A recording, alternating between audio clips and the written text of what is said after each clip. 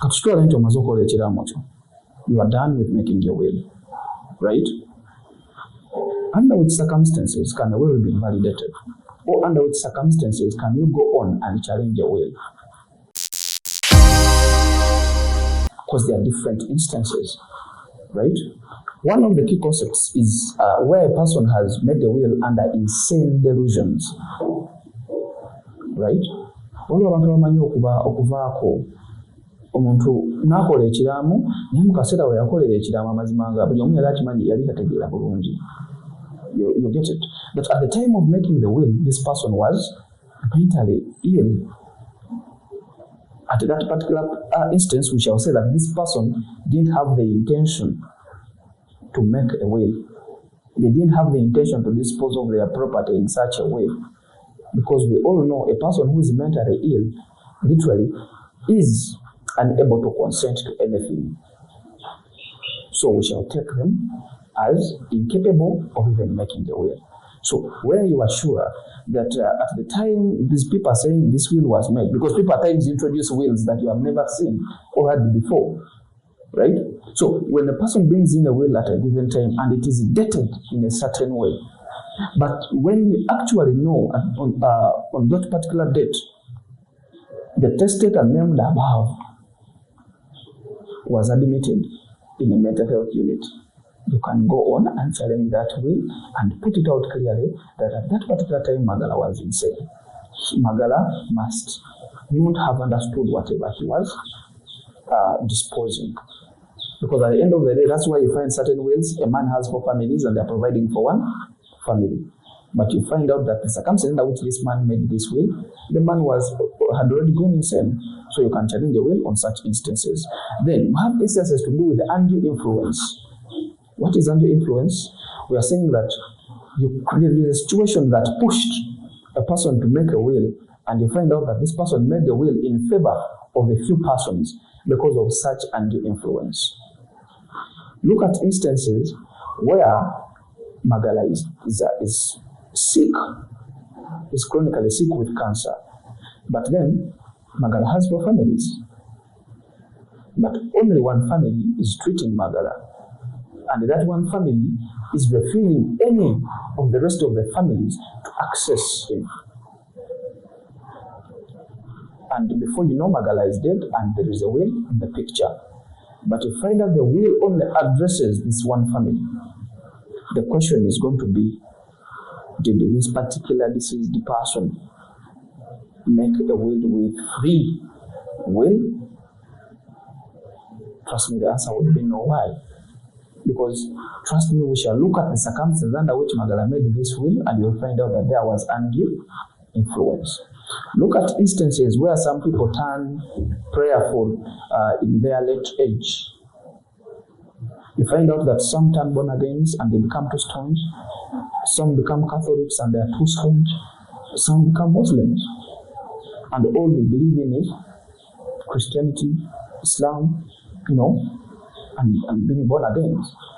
You find out that while they are in the church, or while they are somewhere worshipping in any cult, they are being brainwashed over and over again. And upon their demise, you find out that the will actually provided only for the church, that all property be taken over by the church. They have not provided anything for the kids, not anything for any dependents. You get it? The question would be, was there any kind of undue influence from the church? You find out that the church might have even abducted this person, and they say we took him from education for the entire lifetime, for the time he was sick. This person was being treated in church. There are those people that actually in their late days will go and say, for me I will die in church. Before you know, the church comes and brings out a will that shows that every property belongs, or this person donated every property of his to the church. The question is going to be, under which circumstances did this person make the will? Can we point out some instances of undue influence? If yes, we can be able to challenge such a will. Let us talk about fraud. Fraud vitiates the entire will. Fraud tugera kubufere And how can we detect fraud in a will? You look at the signatures first. What are those signatures? Yes, Magala made the will, he signed on this page, right? But you find out that there is a page where Magala's signature seems to be forged. And that can be a ground for fraud. We are saying that there was forgery, right? And forgery can be an element of fraud. Singa osobola okulaga kooti nti waliwo obufere bwonna mu kukola ekiraamo nti signature eri ku kiraamo si ey'omugenzi, ne bano abagamba nti baamulaba ng'akola ekiraamo kino ne basayininga, nabo ng'osobola okulaga nti mu kaseera ako tebalina access ku mugenzi. Osobola okuleetera kooti okusazaamu ekiraamo ekyo. Then lastly, mistake. If you can show court that this person made this will under any form of mistake, court can also be moved to cancel such a will. Which kind of mistakes are we talking about? So imagine someone making a will and doesn't provide for about 5 kids, right? With mistaken belief that the kids are not his. What do we do in such instances? We shall go on and carry out DNA, and the moment we prove that these kids are indeed his, and they were never provided for in the will, and there is no any residue property, then the judge can decide to go on and cancel the will to make sure that also those children are provided for.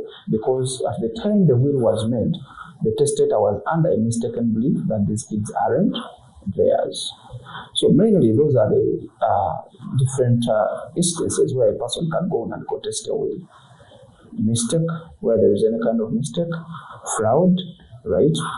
Where there are anything, for example, also, by the way, we can also talk about age. If at all you're sure that the testator at the time he made a will was not 18 years of age, you can contest it. You get it? Then undue influence. If you can point to any instances of undue influence, you can as well contest the will and can be cancelled. And lastly, if you can prove that indeed the testator at the time of making such a will was mentally ill. I don't want to use the word insane. I think the main word or the best word to use is mentally ill. If you can prove that, then court can go on and cancel the said will.